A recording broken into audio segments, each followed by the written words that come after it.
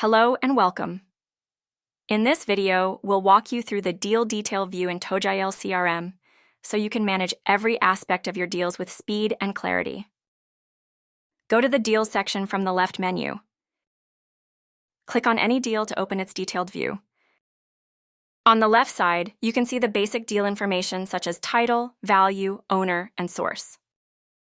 Just below that, you'll find action icons to log calls, send emails, add tasks, or upload documents.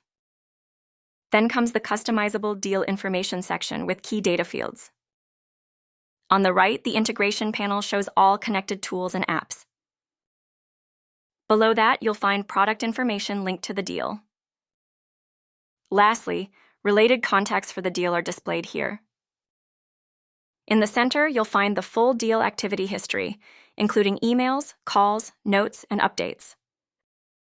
You can even update the pipeline stage right from this view. For that, click Pipeline drop-down. Change stage.